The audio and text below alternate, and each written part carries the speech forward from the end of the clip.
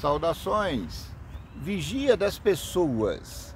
Estamos vendo os grandes profetas maiores. Hoje, um pouquinho mais aquecido, porque ontem o frio estava indomável, estava terrível. Hoje, graças a Deus, o sol já está quentinho. Estamos vendo os profetas maiores. Começamos a ver Isaías. Isaías é um profeta espetacular. Os eruditos acreditam, uns acreditam que o livro de Isaías foi composto por vários autores, inclusive na versão da editora Paulus que eu estou estudando, não é essa que está aqui comigo. O livro já vem dividido em 3 partes. Só que eu estou estudando também um erudito evangélico e ele comenta isso. O fato de alguns eruditos acreditarem que são vários os autores do livro de Isaías. Eu pessoalmente sempre acreditei que era um só. Só que uma coisa sempre me deixou com uma pulga atrás da orelha. Porque ora Isaías estava no cativeiro, ora ele estava no pré-cativeiro. Então não sei. Isso não é o mais importante. O mais importante é que o livro de Isaías é o mais messiânico dos livros proféticos, dos profetas. Estava lendo hoje de manhã e os autores do Novo Testamento citaram Isaías, inclusive Jesus, que não foi autor do Novo Testamento, mas foi o inspirador,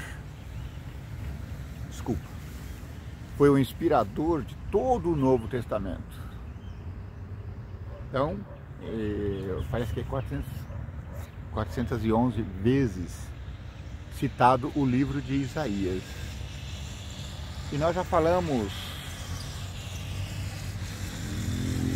da unção de Isaías para o ministério, como ele foi escolhido, ele teve uma visão e foi arrebatado, e no céu ele viu o Deus em seu trono, e em volta dos tronos ele vê serafins, o que João descreve como seres semelhantes a águia, homem e leões. Isaías diz, são serafins. E serafins, a gente sabe, são anjos. E ele tem ali uma visão de Deus. E ele tem a mesma reação que os discípulos, alguns, quando encontraram Jesus. Eles falam, Senhor,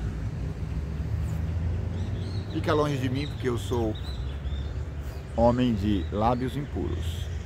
Vivo no meio de um povo com impuros lábios. Teve um líder lá romano que disse, eu não sou digno de que entreis em minha morada, mas dizeis uma palavra e o meu servo será salvo. É isso. E já falamos também que o profeta Isaías era casado com uma profetisa e tiveram um filho. Só que o que foi interessante é que o filho tinha um nome bem peculiar. Vou até pegar aqui que eu não consigo lembrar. Eu não consigo lembrar de cor. Mas vejam o nome do filho de Isaías. Veja se você colocaria no seu filho esse nome.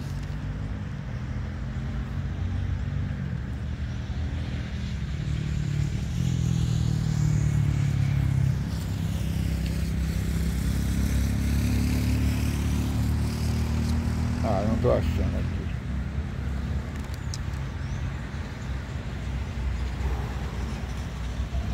Parábola da vinha, profecia contra a Síria, Manassés contra Judá. Eu estava ouvindo de novo hoje esses capítulos,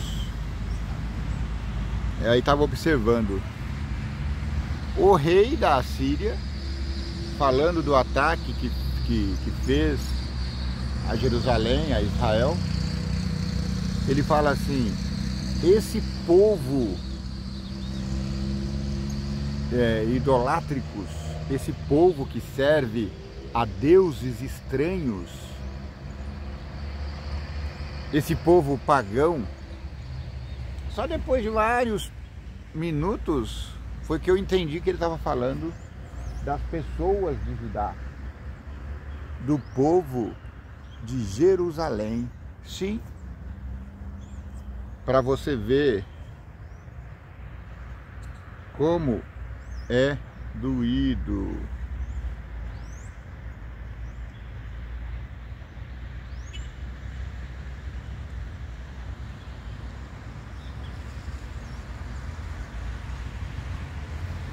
Não estou achando a passagem que fala lá do nome do filho de Isaías. Na verdade, o nome foi apresentada uma sentença e ele disse: pega uma tabuinha, só que aqui está diferente.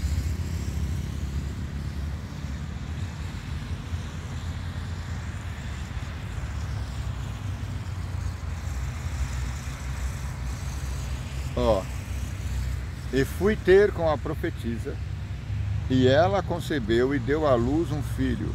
E o Senhor me disse: põe-lhe o nome de Maher Salal Hasbaz. Mael Salar Hasbaz. Essas mesmas palavras que ele tinha dito para escrever numa tabuinha e colocar na praça pública. Tá vendo? Eu estou aqui numa praça. Na verdade é uma grande rotatória. Tem essa pedra grande aqui atrás de nós. Coloquei na pedra porque eu achei ela maravilhosa. Até queria que ela aparecesse mais, mas ficou difícil aqui fixar. Ah, aqui ó. Pedra maravilhosa. Agora a municipalidade plantou aqui várias árvores. Então daqui a alguns anos essa praça vai ficar tomada de verde. Já é muito bonita e vai ficar mais ainda.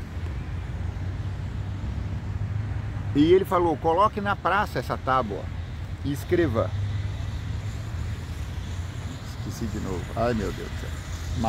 Como é que é? Maher Salar Hasbaz. Maher Salar Hasbaz. Esse era o nome do filho.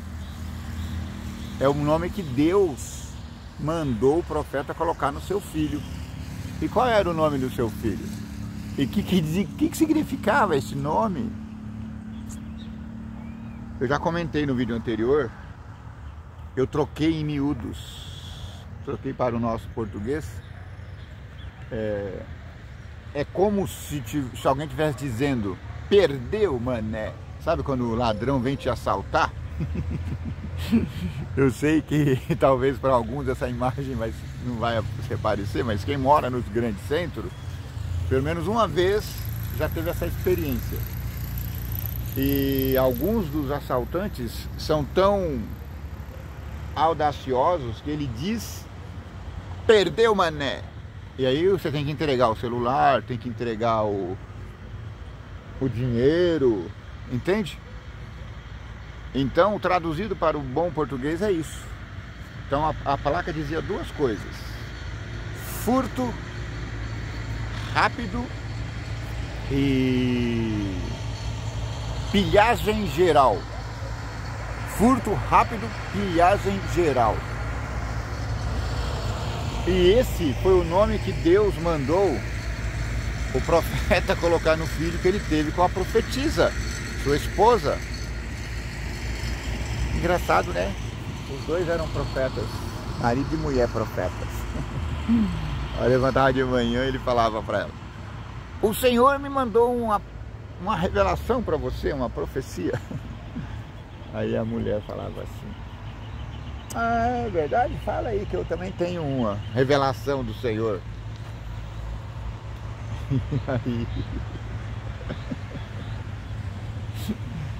Aí o marido falou assim: o Senhor mandou você fazer um café gostoso para mim.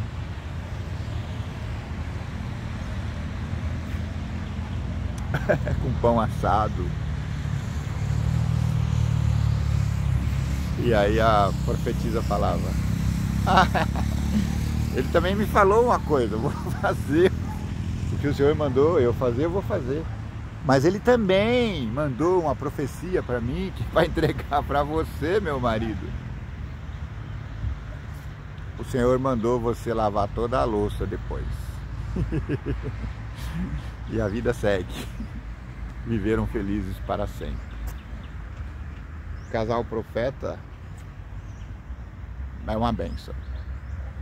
Porque o dom de profecia, ele não é o mais importante da igreja. Mas ele é um dom importantíssimo. Então nós precisamos de vários dons. Da fé, pregação. A fé é essencial. Sem fé é impossível agradar a Deus. Pregação, ensino. Então a igreja precisa ostentar todos os dons disponíveis por Deus. Brincadeiras à parte, o seu filho chamava... Ai, esqueci de novo. Maher Salal Hasbaz. Maher Salal Hasbaz. Isso significava: perdeu, mané, tá roubado. Era na linguagem de hoje tá assim: assalto rápido, pilhagem total. Então a ideia é essa. E aí quando o filho nasceu, Isaías colocou o nome dele de Maher Salal. Ai, meu Deus do céu. Maher Salal Hasbaz. E ele colocou o nome do filho. E foi dito a ele: antes que esse seu filho fale papai e mamãe, a cidade estará em ruínas. Uau!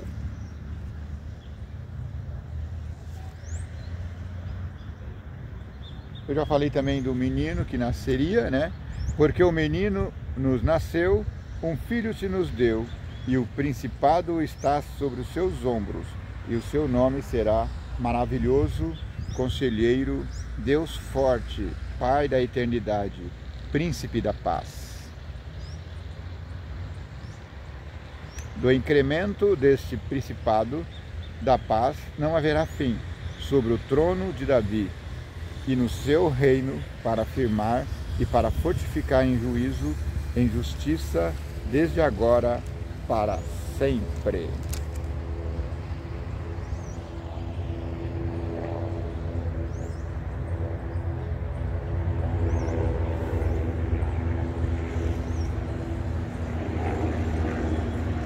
O zelo do Senhor dos Exércitos fará isso. Amém. E agora eu já vou entrar no capítulo 10, que eu não comentei ontem. Eu vou ler o capítulo 10, o 11. E aí depois eu vou...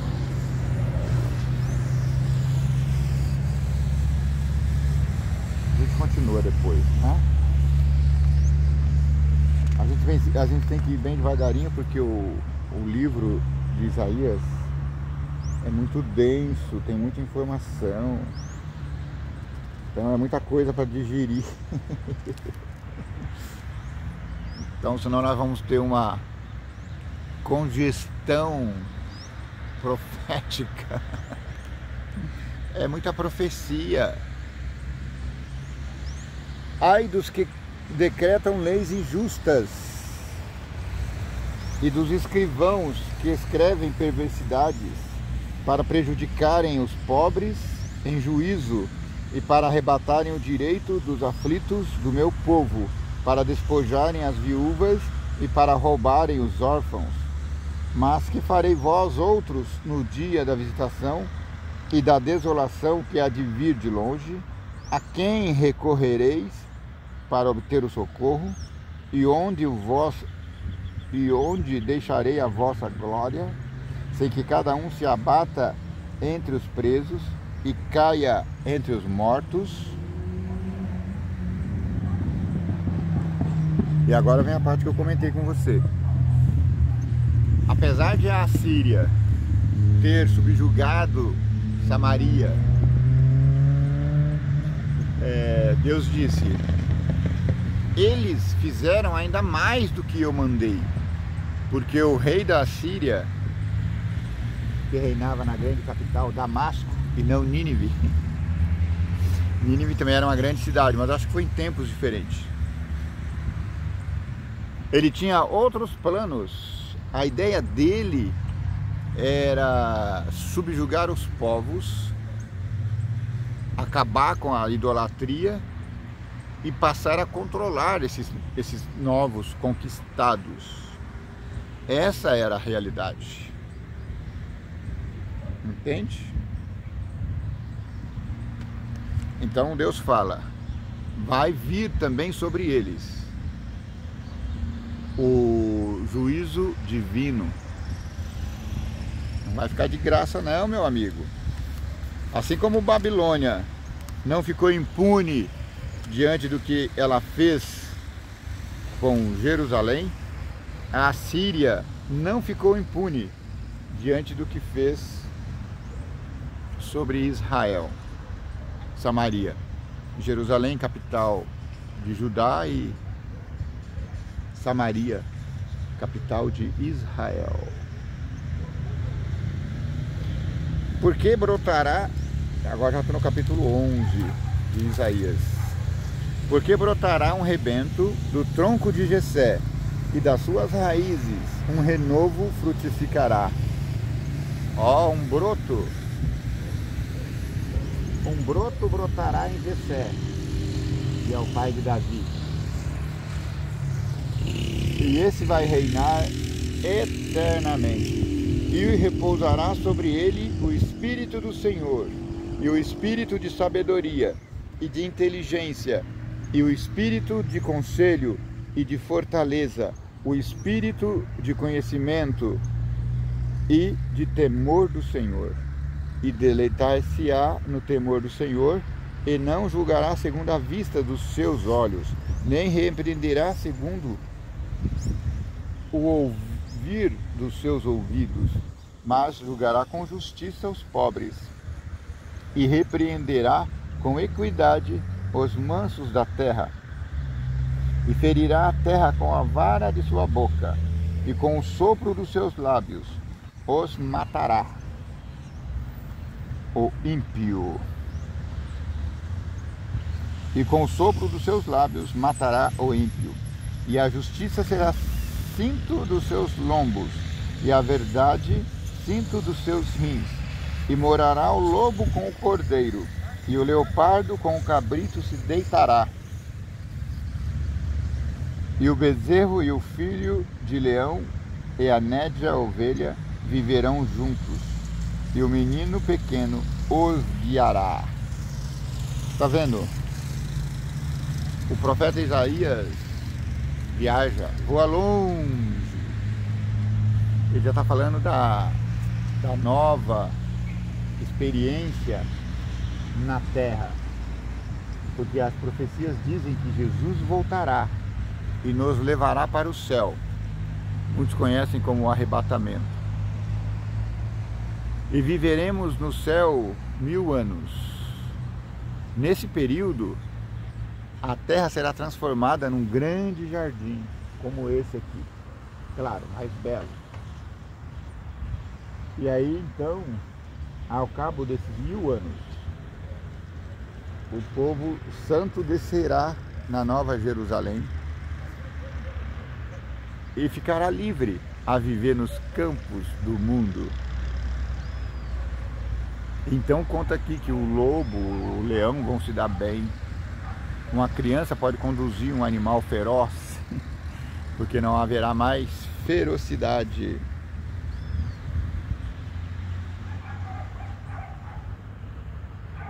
E dirás naquele dia: graças te dou ao Senhor, porque ainda que te iraste contra mim, a tua ira se retirou, e tu me consolaste. Eis que Deus é a minha salvação. Eu confiarei e não temerei, porque o Senhor Jeová é a minha força e o meu cântico, e se tornará a minha salvação. E vós com alegria tirareis águas das fontes da salvação. E direis naquele dia: dai graças ao Senhor, invocai o seu nome, tornai manifestos os seus feitos entre os povos. Contai quão excelso é o seu nome, cantai ao Senhor, porque fez coisas grandiosas. Saiba-se isto em toda a terra. Exulta e canta de gozo, ó habitante de Sião, porque grande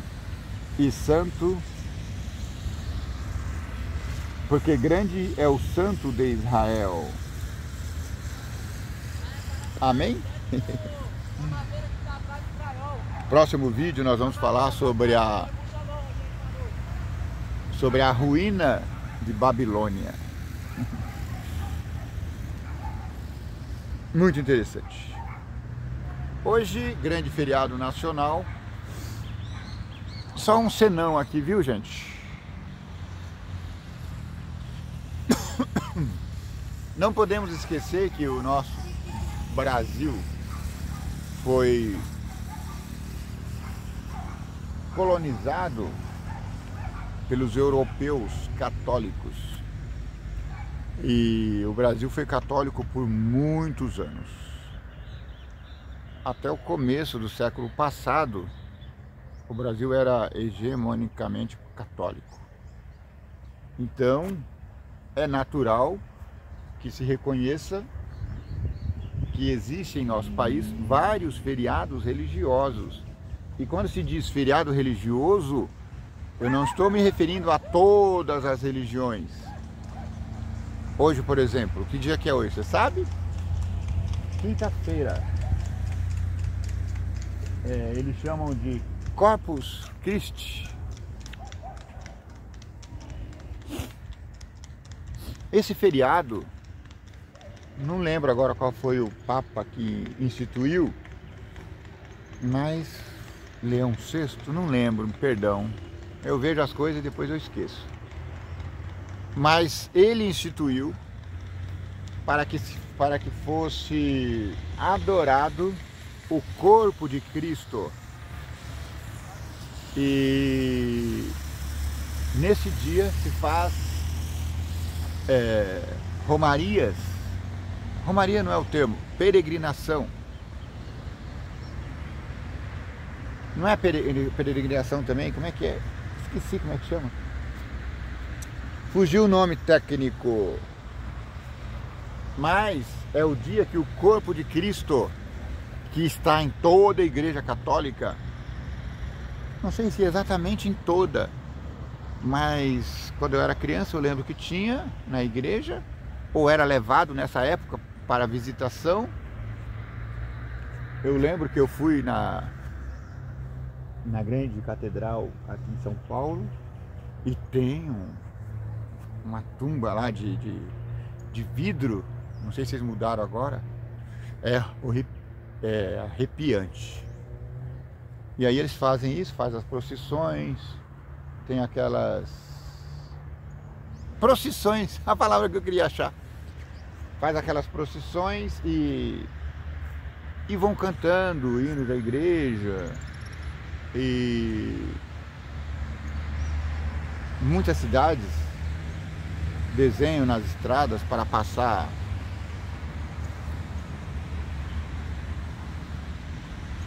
o cortejo, mas nós precisamos ter em mente que esse é um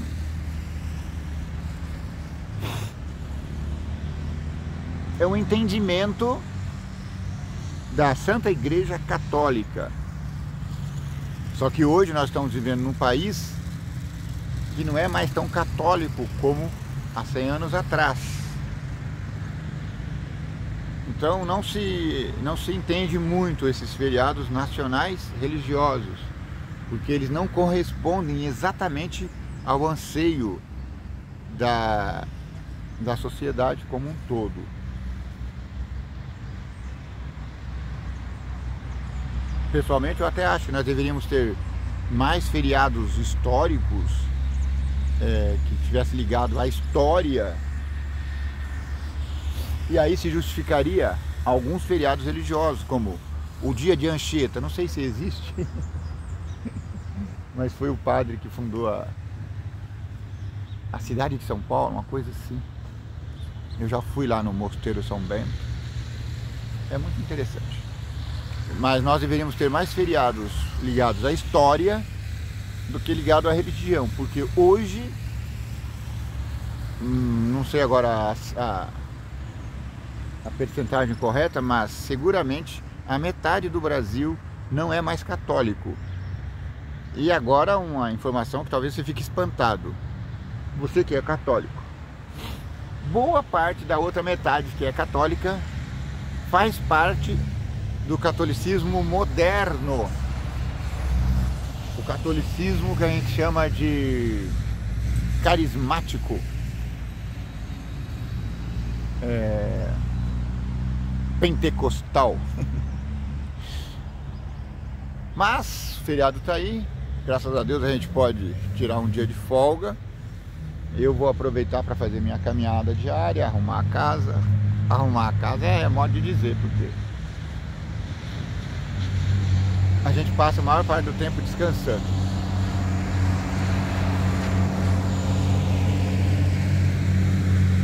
Eu ando muito cansado, tenho muitas dores, as minhas costas doem muito, e eu não sou sedentário.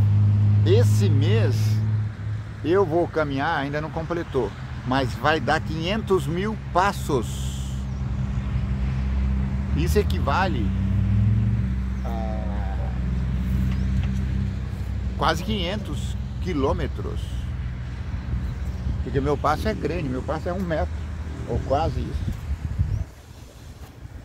Mas aproveite o feriado, estude os livros de Isaías, ouça na voz de Cid Moreira, porque a tradução que ele nos traz é na linguagem de hoje. Então muitos termos que estão aqui na Bíblia mais arcaica fica mais compreendido. E preste atenção na mensagem principal do profeta Isaías, que é: Deus é o nosso Criador, é digno de louvor e precisa ser adorado com exclusividade.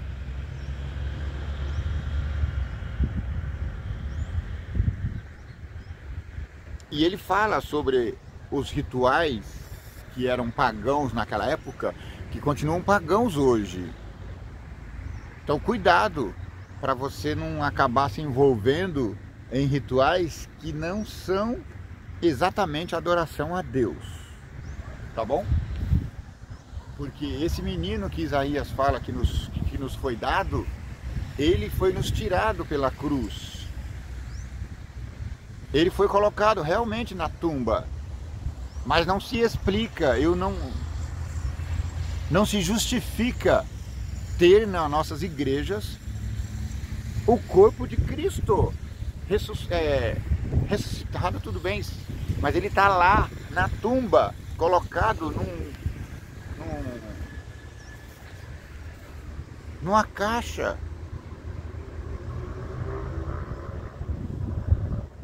Mortuária. Isso não entra na minha cabeça. Então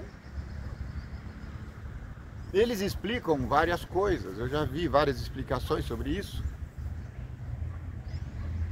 mas não justifica, não é justificável, porque tenho certeza, e agora eu falo sem... O que eles pensam sobre esse ritual, a liderança da igreja, é diferente do que pensa o servo que vai lá adorar o corpo de Cristo. Um está pensando uma coisa, o outro está pensando outra. Por isso, eu acredito que a idolatria, o pecado de idolatria talvez não recaia sobre o adorador lá na capela. Porque muitas vezes ele não está sabendo o que está fazendo. E o pecado de idolatria, ele precisa ser um pecado consciente. Você precisa saber que está adorando outro Deus. Então, enquanto esse entendimento não cair na nossa cabeça, estamos inocentes. Mas, volto a dizer, não tem sentido nenhum, espiritualmente falando, a adoração do corpo de Cristo. Por quê? Não existe corpo de Cristo, pelo amor de Deus. Cristo ressuscitou.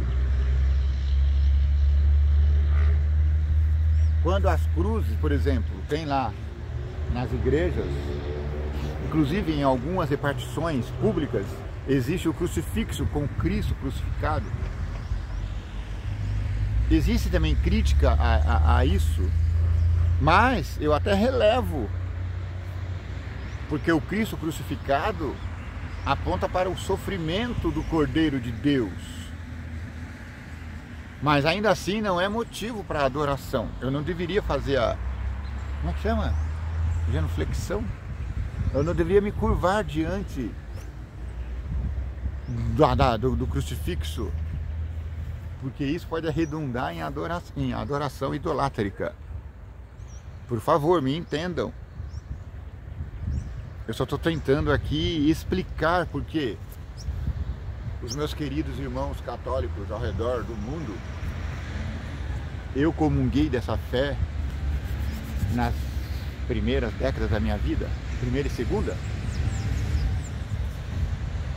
Então eu entendo, eu compreendo. A minha família é quase toda ainda está nesse contexto religioso, né? Mas a gente, quando começa a compreender o princípio da palavra, a gente sabe que Deus fala terrivelmente contra isso. E esse foi um dos motivos que levou Jerusalém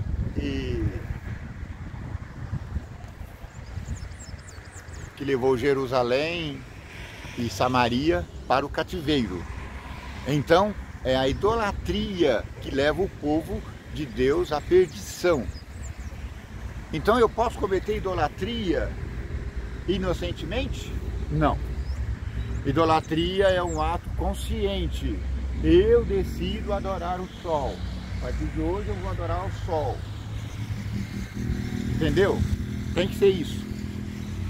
Eu não posso, se eu for convencido por alguém a adorar o sol, assim meio que... Então eu posso estar fazendo aqueles rituais meio inconsciente. Isso não conta. Por isso, Deus fez questão de dizer ao profeta, escreva isso numa tabuinha. Então tem duas tabuinhas. Abacuque fez uma que estava escrito, o justo viverá pela fé em Deus, em Cristo. Isaías fez outra. Eu não lembro agora, eu já esqueci de novo. Mas traduzindo para o bom português, roubo rápido, furto total. Então, perda total. PT.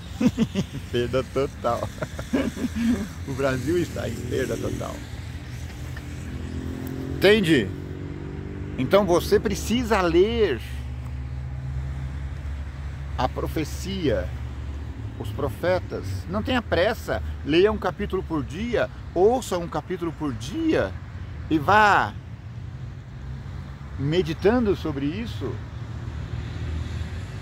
e Deus vai te dar entendimento, Deus vai abrir o seu coração, Deus vai aclarar a sua mente, entende? Ao contrário do que ele diz aqui, porque ele fala, Isaías, vai lá, prega para essa gente, mas eles ficarão com o coração endurecido, eles não reconhecerão. Quem são eles? Os povos que não estão aí muito ligando para o que Deus está dizendo.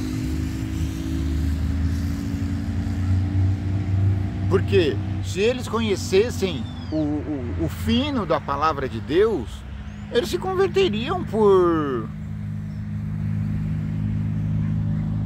vaidade, por medo do inferno, e Deus não quer isso. Lembra quando João Batista estava pregando no deserto?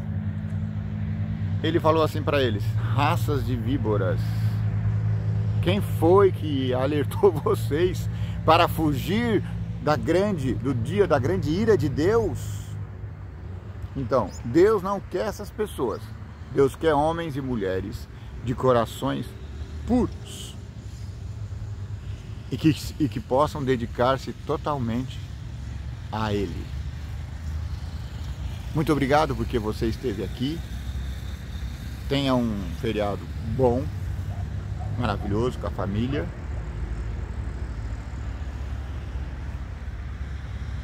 Continue estudando a palavra do Senhor, o vigia das pessoas.